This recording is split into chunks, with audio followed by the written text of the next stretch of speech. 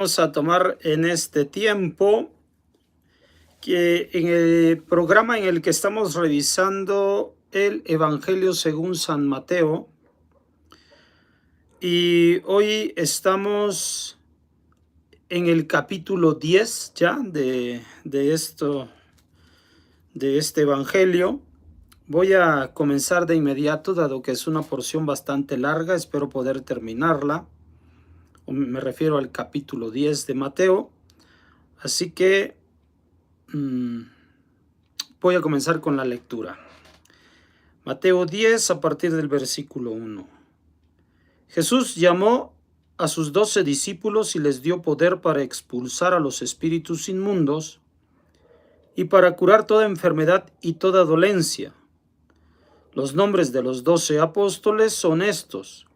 Primero, Simón, llamado Pedro, su hermano Andrés, Santiago el Zebedeo y su hermano Juan, Felipe y Bartolomé, Tomás y Mateo el publicano, Santiago el de Alfeo y Tadeo, Simón el cananeo y Judas el Iscariote, el que le entregó.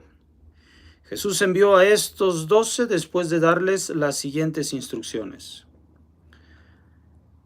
No toméis las rutas de los paganos ni entréis en poblados de samaritanos, dirigíos más bien a las ovejas perdidas de la casa de Israel, id y proclamad que el reino de los cielos está cerca. Curad enfermos, resucitad muertos, purificad leprosos, expulsad demonios. Gratis lo recibisteis, dadlo gratis. No os procuréis oro ni plata, ni cobre en vuestras fajas, ni alforja para el camino, ni 2 túnicas, ni sandalias, ni bastón, porque el obrero merece su sustento. En la ciudad o pueblo en que entréis, informaos si hay en él alguna persona digna, y quedaos allí hasta que salgáis. Al entrar en la casa, saludadla. Si la casa es digna, llegue a ella vuestra paz, mas si no es digna, vuestra paz se volverá a vosotros. Pero si no os acogen ni escuchan vuestras palabras, al salir de la casa o del pueblo aquel, sacudíos el polvo de vuestros pies.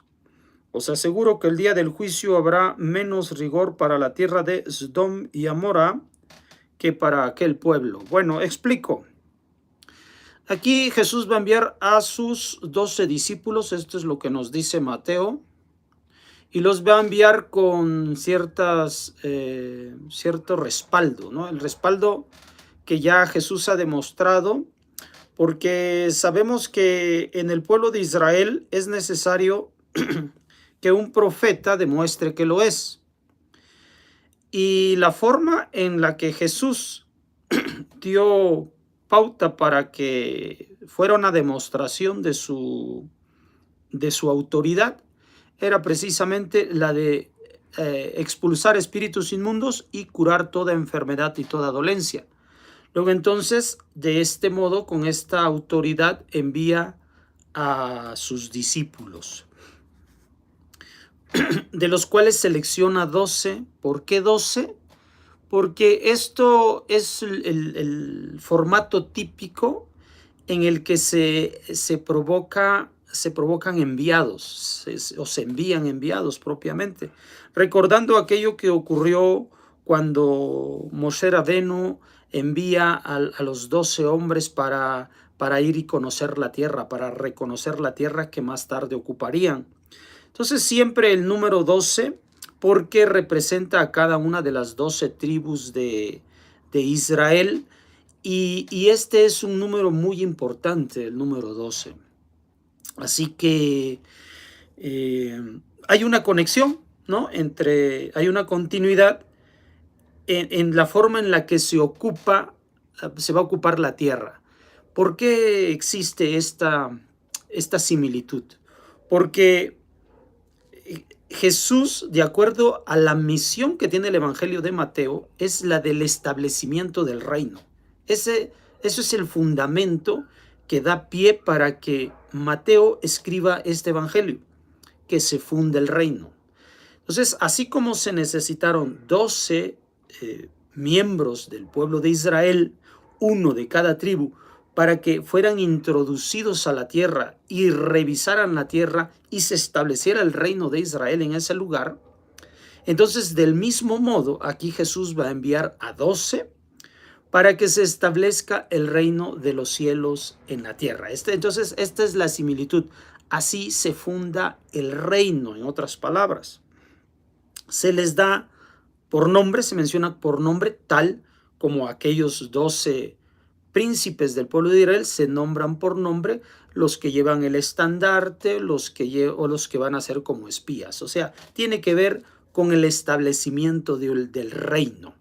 Por lo tanto, va a emplear aquel conocimiento que traemos desde antaño los judíos y lo va a recrear al enviar a estos 12 hombres con nombres para que se establezca el reino de los cielos. Ahora,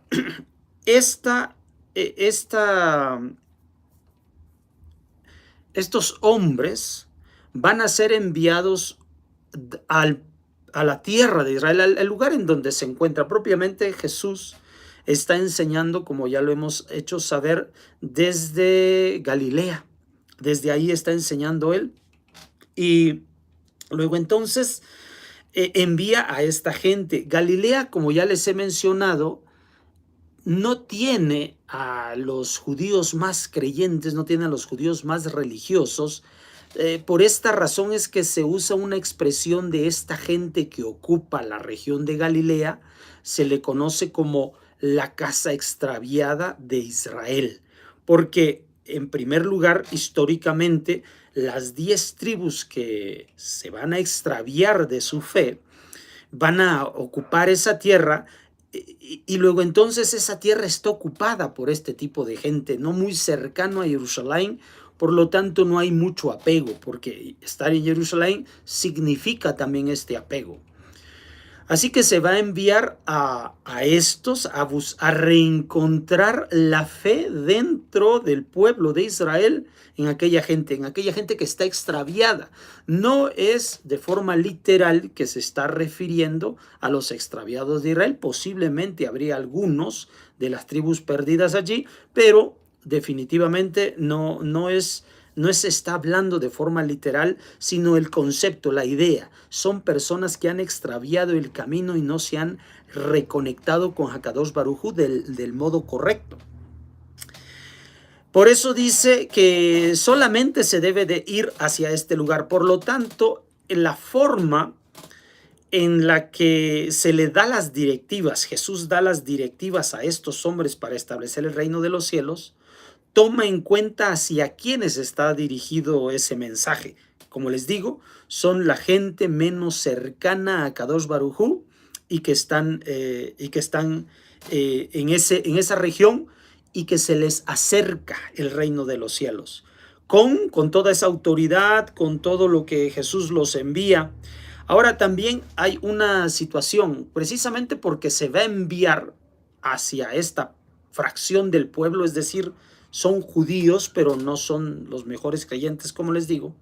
Hay que identificar que lleguen a un lugar correcto. Por eso se dice que ellos digan shalom, que ellos digan la paz, para que de inmediato se dé cuenta. Un judío reacciona con ese concepto de bienvenida, con ese concepto que habla de que se está estableciendo una relación en el nombre de Akadosh Baruj Hu, Shalom, ese es el término. Va a ser una identificación de fe, una identificación de creencias. Es el modo en que nosotros usamos la palabra Shalom hasta nuestros días. Y llegará a esa casa que le diga Shalom, significa que se identifican ambos como creyentes, como personas dignas, y entonces la obligación de todo judío es darle hospitalidad a un creyente. Así se hacía en la antigüedad, desde con los profetas y con todos los Kohanim, todos los sacerdotes o levitas que se movían en toda la tierra de Israel, y eran atendidos, eran recibidos y eran atendidos por la gente más piadosa del lugar, por supuesto, hebreos, paisanos. Y por esta razón es que a ellos se les envía sin bienes materiales. En la sección pasada de la Torá, en la Parashat Toldot, que estuvimos revisando, estuvimos hablando de lo importante que es que para que el reino de los cielos se establezca, debe tener la bendición, Jacob, que es el que representa al reino de los cielos aquí en la tierra, o el establecimiento de Israel, por supuesto, del pueblo de Israel. Jacob toma la bendición que le correspondería a Esaú, es una bendición material, de bienes materiales, y más tarde le llega a él la bendición espiritual que viene de Abraham Avinu. Con esto nosotros sabemos, nuestros sabios nos explican, que para poder tener el establecimiento del reino sobre la tierra es necesario que también haya un bienestar económico, porque es una herramienta fundamental para el establecimiento de cualquier pueblo, de cualquier reino. Así todas las naciones se han establecido gracias a la economía. Si no hay una economía, toda sociedad cae, tiende a destruirse. Por lo tanto, es una regla de este mundo y es una regla que también está implementada aquí. Pero en este caso no se menciona que se lleve economía. ¿Por qué razón? Porque se está buscando que haya un espíritu de hospitalidad entre estos del pueblo de Israel que están extraviados. O sea, la idea es saber que deben recibir a estos hombres en el nombre de Dios y atenderlos de modo tal como hemos aprendido el principio de hospitalidad a través de Abraham Avinu. Si esto no ocurriera, entonces significa que no hay ese espíritu de Abraham en ese pueblo y por lo tanto no va a poder tener éxito, no va a poder permear el mensaje que se está dando a llevar. Así que al no llevar elementos materiales que ya aprendemos que son muy necesarios, casi es una condenación al fracaso. Así que entendamos que para poder llevar el mensaje de la Torá hacia otras personas es necesario tener un respaldo económico para poder lograrlo. De lo contrario es muy complicado. ¿Por qué? Porque así funcionan estas cosas. Les digo, esto viene desde la Parashat Toldot. Pero aquí no solamente conlleva esta parte de que seguramente va a haber fracaso porque así son estas cosas, pero conlleva el hecho de que debieron haber despertado, debieron haber reaccionado favorablemente a recibirlos y oír el mensaje que estos apóstoles tienen, que estos discípulos tienen, pero no se dan. Luego entonces, por eso es que se lanza una condenación al final. Serán peor que Sdom y Amora, porque de Sdom y Amora hubo uno quien sí recibió, que fue Lot, y en este caso cuando no hay quien reciba, no se puede ahí dar a conocer el mensaje divino. Bien. Bueno, doy lectura entonces a partir del versículo 16. Sabed que yo os envío como ovejas en medio de lobos, sed pues prudentes como las serpientes y sencillos como las palomas. Guardaos de los hombres, porque os entregarán a los tribunales y os azotarán en sus sinagogas. Seréis conducidos ante gobernadores y reyes por mi causa, para que deis testimonio ante ellos y ante los paganos. Mas cuando os entreguen, no os preocupéis de cómo o qué vais a hablar. Lo que tengáis que hablar se os comunicará en aquel momento, porque no seréis vosotros los que hablaréis, será el Espíritu de vuestro Padre el que hablará en vosotros. Entregará a la muerte hermano a hermano y padre a hijo, se rebelarán hijos contra padres y los matarán. Seréis odiados por todos a causa de mi nombre, pero el que persevere hasta el fin se salvará. Cuando os persigan en una población, huid a otra, y si también en esta os persiguen, marchaos a otra. Os aseguro que no acabaréis de recorrer las poblaciones de Israel antes que venga el Hijo del Hombre. No está el discípulo por encima del maestro, ni el siervo por encima de su amo. Ya le basta al discípulo ser como su maestro y al siervo como su amo. Si al dueño de la casa le llamaron Belzebú, cuánto más a sus domésticos. cuanto más a sus domésticos. Bueno, aquí también está anunciando Jesús que no va a ser bien recibido el mensaje, por esto que ya estoy dando a conocer previamente, que no hay respuesta de parte del pueblo y no hay recursos para sostener ese mensaje. Por lo tanto, van a ser llevados a sufrimiento, a sacrificio, porque es la forma en la que típicamente el pueblo de Israel recibe y trata a los profetas. O sea, me refiero al pueblo de Israel que no es fiel a Hashem. Entonces, este es un formato típico. O sea, no, el pueblo de Israel cuando le están dando un mensaje de crítica, un mensaje severo a su forma de ser, a su forma de vivir, a su conducta, reacciona violentamente. Esto es lo que hace el pueblo de Israel. Lo ha hecho con los profetas, finalmente ya lo sabemos, históricamente a Jesús le va a pasar esto y a los discípulos, a los apóstoles también les va a llegar a suceder esto. Está hablando de una reacción que va a ocurrir dentro del propio pueblo con respecto del mensaje que él trae para el pueblo. Y será tan cruento, tan difícil, que incluso entre los propios parientes van a ser expuestos. Pero al final dice que van a estar huyendo y huyendo y huyendo por todas las ciudades del mundo hasta que finalmente pueda presentarse el Hijo del Hombre. Como dice aquí, os aseguro que no acabaréis de recorrer las poblaciones de Israel antes que venga el Hijo del Hombre. Esto es la manifestación del Mashiach de Israel. El término Hijo del Hombre significa el Hijo de la humanidad, es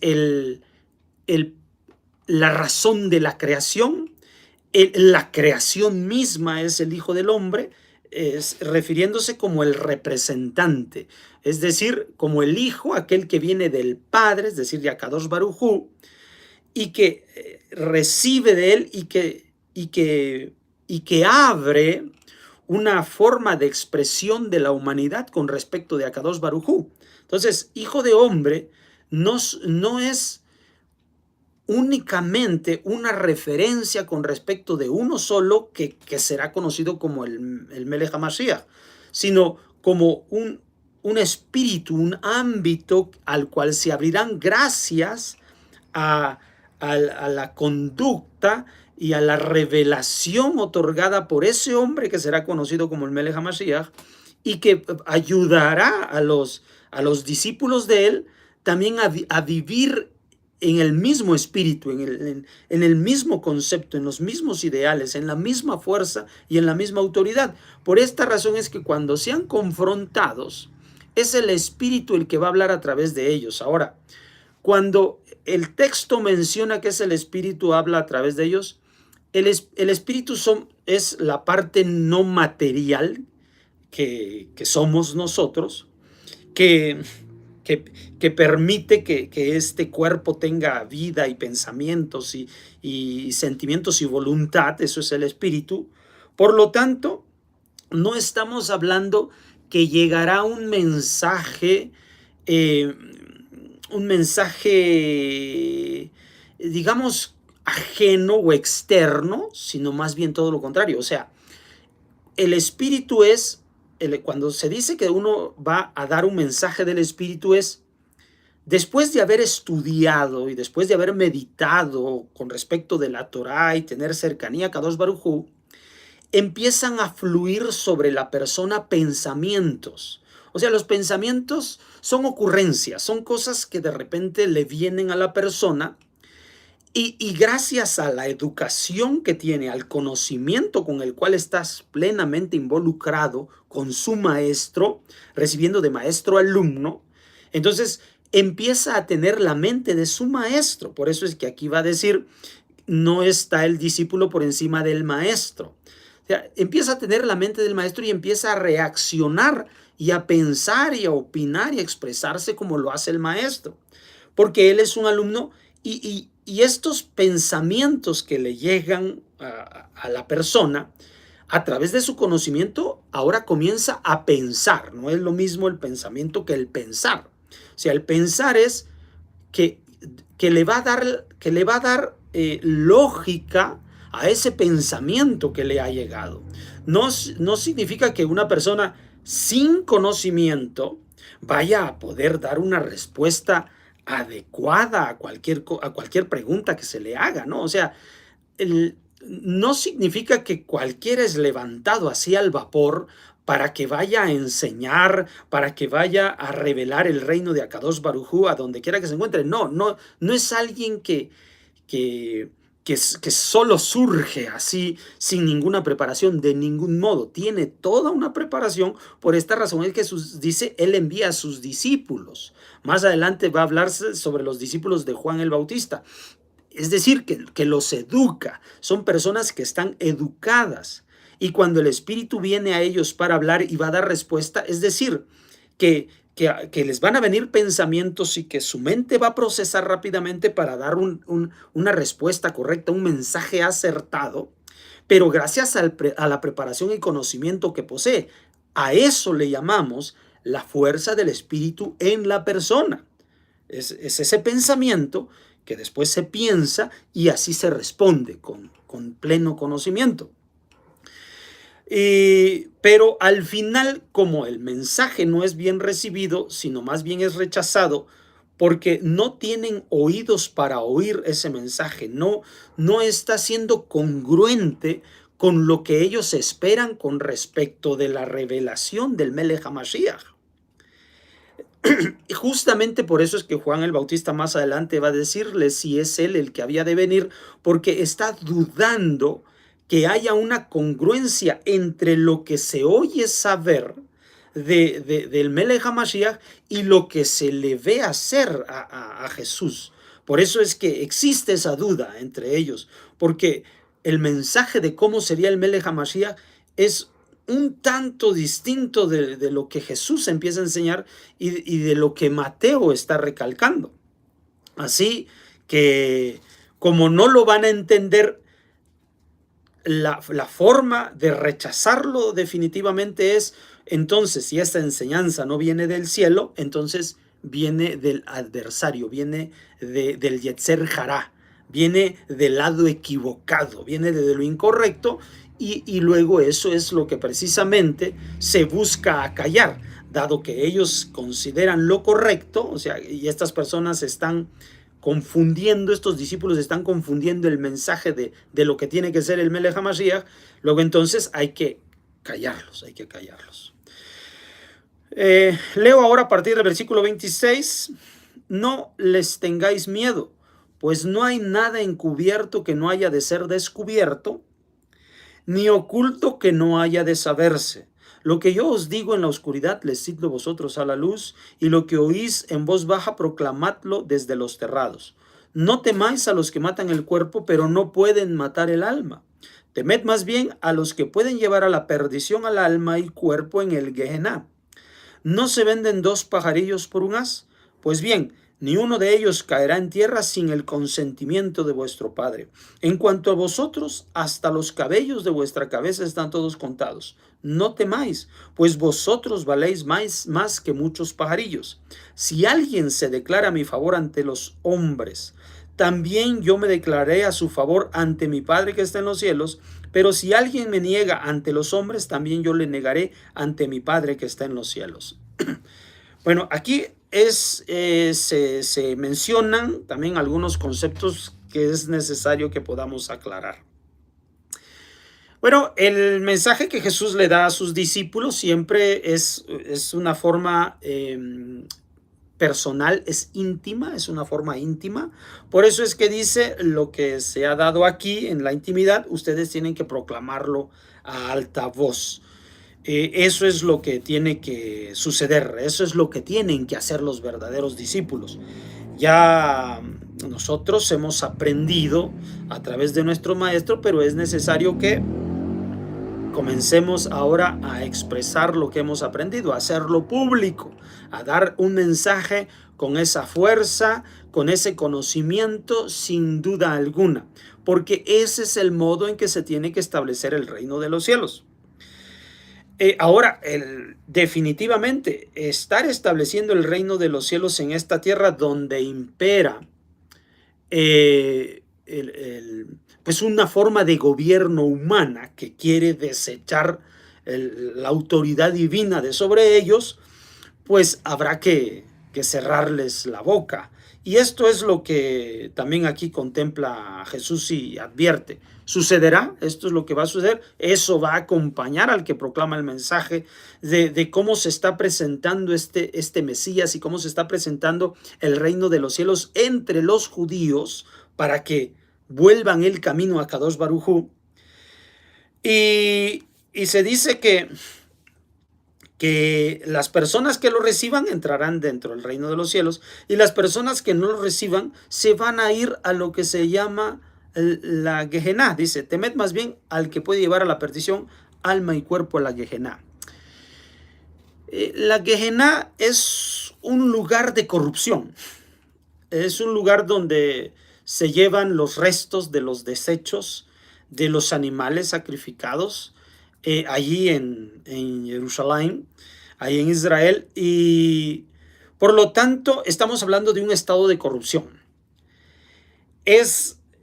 La corrupción es un sistema el que está conjugado entre la religión y el Estado, que está provocando una forma de vida, una forma social que está corrompiendo al hombre. Ese es el reino establecido en esta tierra. Ese es el reino, esto es lo que está dando a conocer Jesús. Y Él viene a establecer el reino de los cielos, es decir, un lugar en donde tú encuentres la verdadera libertad, que es relacionarte con Akadosh Baruj Hu, porque el sistema y el orden que hasta allí se ve solo es un sistema de corrupción. Esto es lo que está señalando Jesús. No está hablando en ningún momento de que hay un reino después de la muerte al cual la persona llegará si no se conduce o si no acepta el mensaje celestial que está siendo llevado por los discípulos. No. O sea, esto en el judaísmo no existe. Esto que se llama el infierno, esto que también le llaman el Gehinom, no. En el judaísmo no existe el infierno. Todo se paga en esta tierra. Se confunde mucho este concepto porque hay expresiones dentro del Talmud, sobre todo en el tratado de Rosh Hashanah, porque dado que Rosh Hashanah es el día del juicio, ahí se menciona que el alma permanece por 12 meses por 12 meses, lo cual representa el juicio, y no va a pasar más de 12 meses de ese sufrimiento. Ahora, debemos entender que lo que el Talmud explica allí es los 12 meses a partir de que se pueda darse tu último año de vida. Se hace un juicio en Rosh Hashanah, el primero de Tishrei, primero del séptimo mes. Allí se hace un juicio. De acuerdo a cómo tú te conduciste el año anterior, durante los 12 meses del año anterior, así será tu vida durante el próximo año, durante el año que viene. Ese es el juicio que se hace. Si tú llegaras a perder la vida, por eso es que se habla aquí de las personas que pueden perder la vida. Si en el próximo año llegas a la muerte porque así se determinó en Rosh Hashanah, ese tiempo de año, esos son la expiación para todos tus pecados. Eso que te sucedió desde el momento de Rosh Hashanah hasta el momento de tu muerte, pasará el tiempo que pasara, Ese es el infierno en el que tú vives. Y nos damos cuenta que una persona está bajo mucho sufrimiento cuando ya está cercano a la muerte. Enferma, no llega uno a la muerte con delicadeza, lástima. O sea, no llega uno a la muerte con mucha tranquilidad. Difícilmente esto ocurre. Entonces, esto es lo que dice el tratado de Rosh Hashanah, que habla sobre el sufrimiento que sufrirás después del juicio, refiriéndose a Rosh Hashanah y no refiriéndose como muchos lo interpretan como el día de tu muerte. No, para el judaísmo se determina esto en Rosh Hashanah. Y los meses que tú hayas vivido en ese último año que te tocó de vida, después de Rosh Hashanah, esa es la forma de expiación que tú has tenido.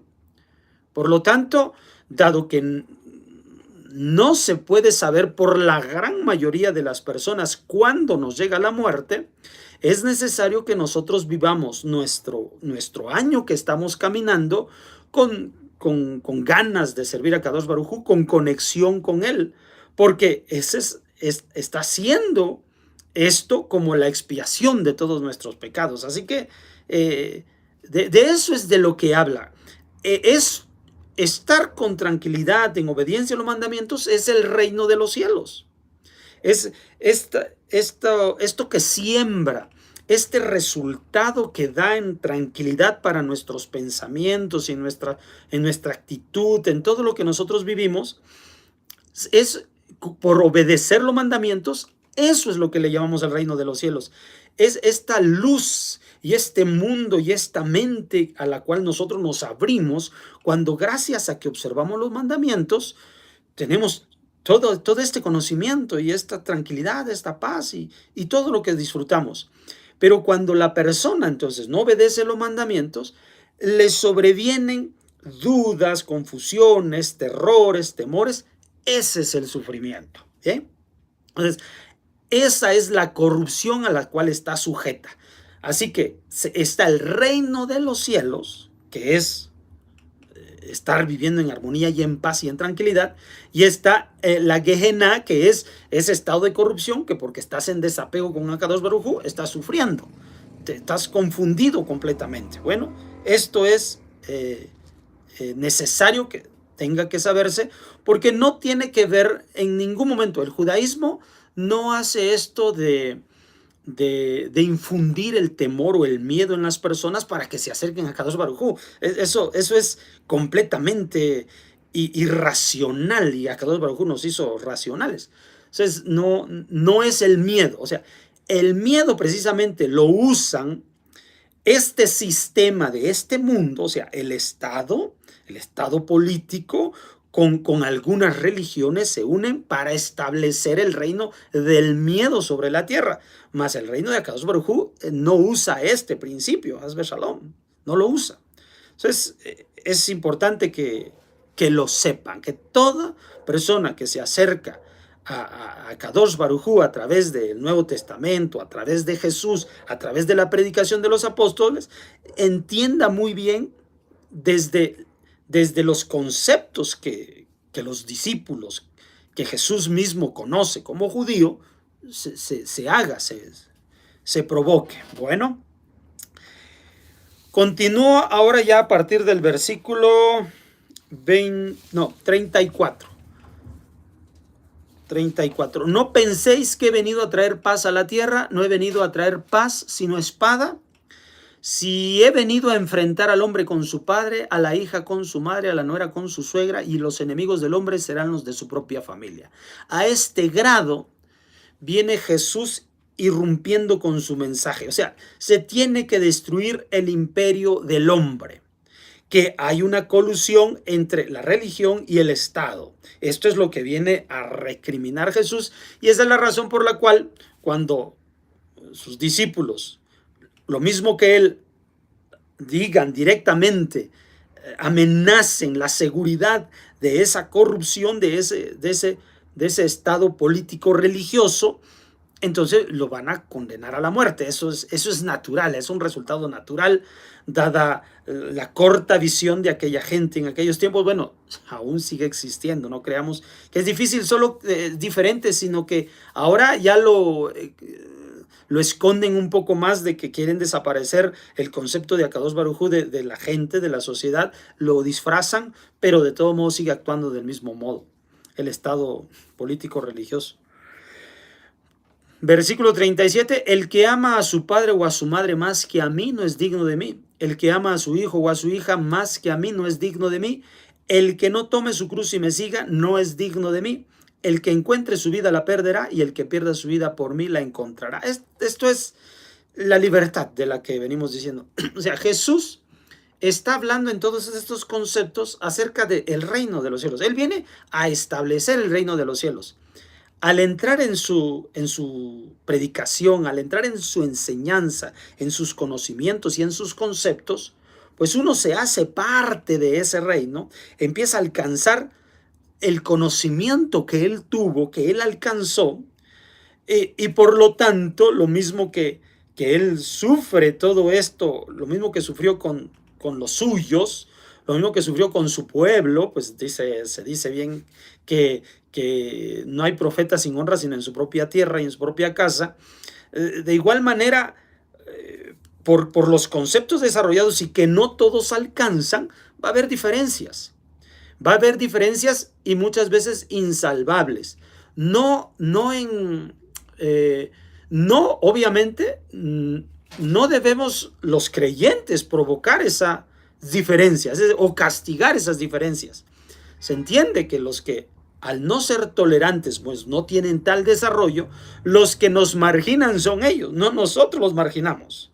O sea, el judaísmo profético es como lo está diciendo Jesús. O sea, Jesús está yendo a toda esta gente que lo necesita, los discípulos y apóstoles están yendo a esta gente que los necesita. O sea, no es el judaísmo el que debe separar a la gente, no. Los demás van a separarse de nosotros, porque nosotros no debemos alejar a nadie, sino todo lo contrario. Nosotros debemos acercarnos al conocimiento de Akadosh Baruj Hu, pero esto no es lo que es enseñado dentro del judaísmo de aquella época en la mayoría de los casos.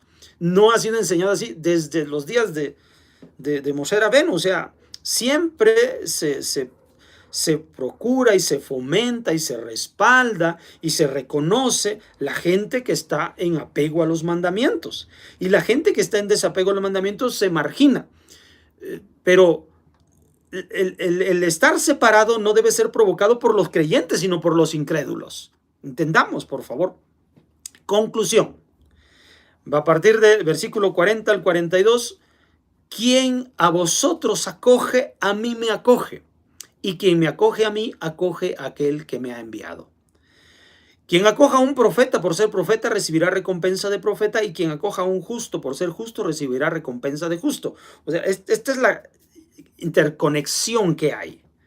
Porque estamos hablando de una amistad, de una armonía, de un shalom, de una fusión de intereses muy real, muy fuerte. Por esta razón es que al Jesús estar conectado con Akadosh Baruj Hu, esta conexión por su desarrollo espiritual que él ha alcanzado, su conocimiento que lo ha llevado a elevarse a tales niveles, está hablando como aquel que conoce el corazón de Akadosh Baruj Hu. Por lo tanto, quien se acerca a él también se acercará al corazón de Akadosh Baruj Hu. O sea, este es el sistema del entorno y de la influencia del entorno sobre la persona, sobre el individuo. Porque al ser parte del reino, comienza a asimilar todos los conceptos y las ideas del reino por el simple hecho de estar en el entorno. Y el entorno tiene una fuerza tan grande sobre los individuos que por eso es que se elevarán. Entonces, la clave es el entorno, como ya lo vino platicando Mateo desde los capítulos 6, 7, 8, 9, ahora 10. La clave es el entorno. La clave de establecer el reino es precisamente hacer un entorno ideal para que se desarrollen todos los miembros dentro del entorno, es decir, traer a la gente al entorno es lo más importante. Establecer un entorno en el cual se pueda dar conocimiento de Akadosh Baruj Hu, obediencia a los mandamientos como lo establece la Torah, es lo que va a garantizar el éxito de los individuos dentro del reino de los cielos. Por eso dice, quien acoja un profeta va a ser profeta, porque está inmerso dentro del entorno y la influencia del entorno le va a dar los mismos resultados. Quien recibirá recompensa de profeta, el que acoja a un justo, también va a ser justo.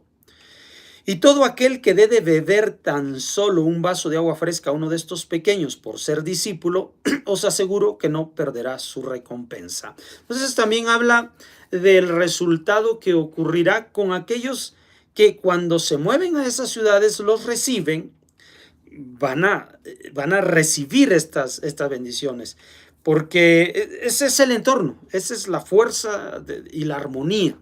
Eso es lo que nosotros denominamos el arbut. El arbut es la comunidad, pero el arbut, o sea, el arbut, la palabra arbut tiene conexión con la palabra jerut. Jerut es libertad. Arbut es los verdaderos libres se reúnen y viven de acuerdo a esa libertad, por lo tanto se comparten, se hermanan de manera tan profunda como la palabra Harut, de donde viene Jerut, que está en conexión con Arbut, significa sello, como grabadura de sello. Es así tan fuerte la unión que ocurre entre los libres, Jerut, que producen un Arbut, una comunidad de libres. Y por esta razón es que van a tener en común todas las cosas y van a sentir que lo que hoy les pertenece ya no le pertenecen a él únicamente, sino a esa comunidad de libres. Porque ese sistema político religioso busca que cada uno se vea individualizado y cada quien se rasque con sus propias uñas. Esto es lo que gestiona y provoca primeramente la sociedad y todas las sociedades desde la antigüedad. En cambio, el reino de los cielos establece que tú seas libre, y cuando tú te reconoces como verdaderamente libre, compartes lo que tú has producido antes, lo traes aquí al reino y ahora le corresponde a todos. Ese es un libre. Y esto es lo que busca hacer Jesús.